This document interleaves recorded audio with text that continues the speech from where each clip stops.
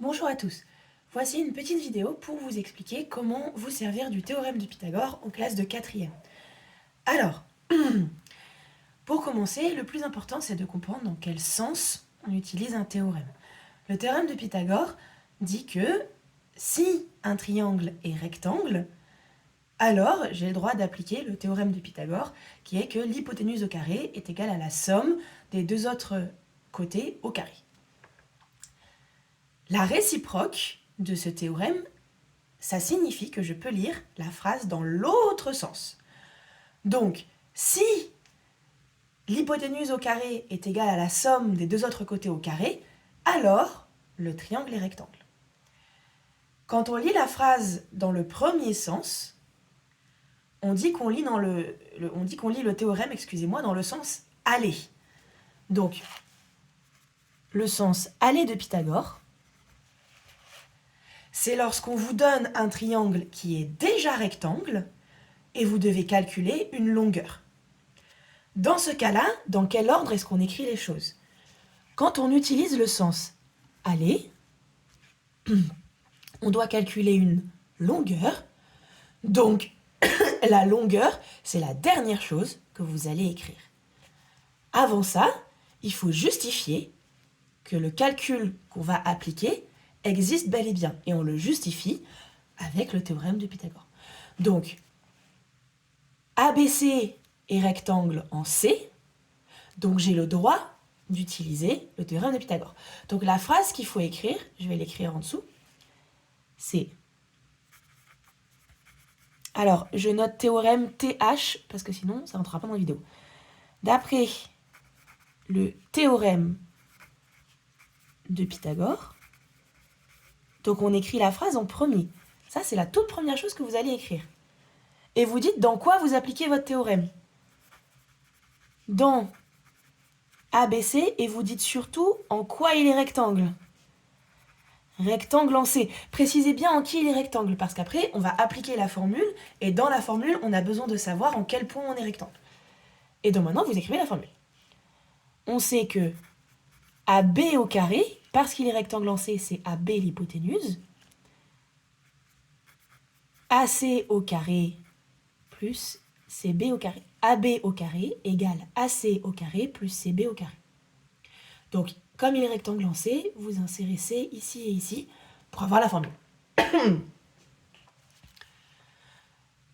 Donc, nous, ce qu'on cherche, c'est AC au carré. Donc, si je vous avais demandé AB, bon bah là, vous déroulez la formule. C'est-à-dire que vous me faites celui-là au carré plus celui-là au carré et vous trouvez l'hypoténuse. Quand on calcule l'hypoténuse, on fait une somme.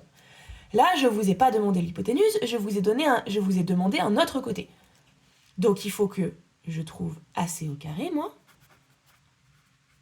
C'est donc AB au carré moins CB au carré. Celui-là, là, je le passe de l'autre côté. D'accord? Donc, je l'enlève. Et maintenant, j'écris ce que ça fait. AB au carré, c'est donc 15 au carré, moins CB au carré qui fait 12 au carré, ce qui me donne 225 moins 144. Une once d'hésitation, on pose. Il n'y a aucune honte en quatrième à poser un calcul, surtout avec moi, puisque la calculatrice n'existe pas. Hop, hop. Voilà, comme ça, on est sûr, pas d'erreur ici. Et maintenant, je vous ai demandé AC et pas AC carré. Donc, on m'écrit un petit donc et on me met AC sans son carré égale racine de 80. Si je vous avais mis un nombre moche, vous vous arrêtez là, parce que vous ne pouvez pas calculer une racine, mais la racine de 80, on la connaît. Ça fait 9. Donc ça, c'est le sens aller de Pythagore. Maintenant, voyons le sens retour de Pythagore. Hop. Pour le sens retour de Pythagore, cette fois-ci, vous allez devoir montrer qu'un triangle est rectangle. Donc, hop. Je ne vais pas trop m'enquiquiner, je vais reprendre l'exemple précédent. Tac, tac, tac, tac, tac. Donc cette fois-ci, on va faire le sens retour. Le sens retour, vous avez un triangle, on vous donne 3 longueurs, et on vous demande, est-ce que ce triangle est rectangle? Alors, déjà, est rectangle en qui? Très simple, vous regardez les 3 longueurs qu'on vous donne, la plus grande sera forcément l'hypoténuse, si hypoténuse il y a, puisque l'hypoténuse, rappelez-vous, est un mot qui ne s'utilise que dans les triangles rectangles, donc on ne sait pas encore s'il est rectangle. Donc, si c'est un triangle rectangle, l'hypoténuse sera forcément AB, puisque c'est mon plus grand côté.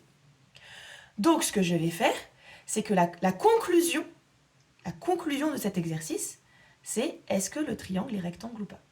Donc, on va commencer par écrire un calcul. Si mon calcul est vrai, il sera rectangle. S'il est faux, il ne sera pas rectangle. Et donc, on écrira d'après la réciproque du théorème de Pythagore avec la conclusion à la toute fin. Donc là, votre toute première étape, c'est de me faire le calcul. Vous n'écrivez pas encore d'après quoi que ce soit. D'après rien du tout, on calcule.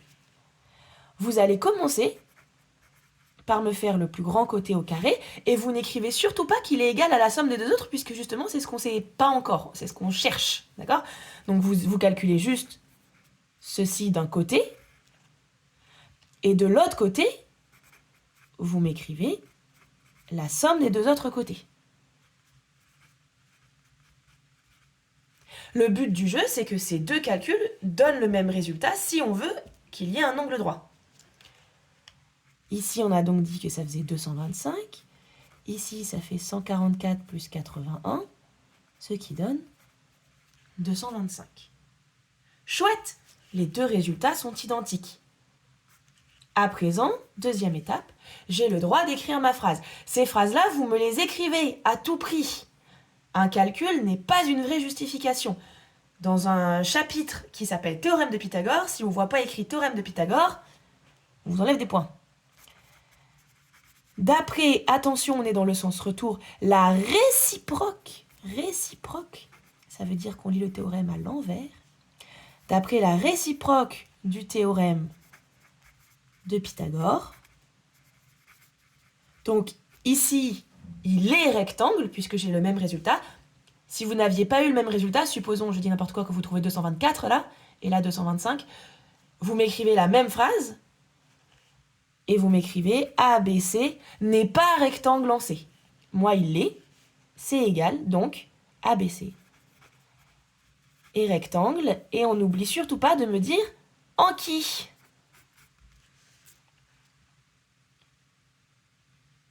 Donc, voici pour les théorèmes de Pythagore. Je vais faire une petite vidéo supplémentaire sur les racines carrées, parce que vous en avez besoin dans ce chapitre-là. Vous pourrez la regarder si vous avez besoin d'informations complémentaires sur la racine carrée, mais si vous maîtrisez déjà la racine carrée, cette vidéo sur le théorème de Pythagore devrait vous suffire.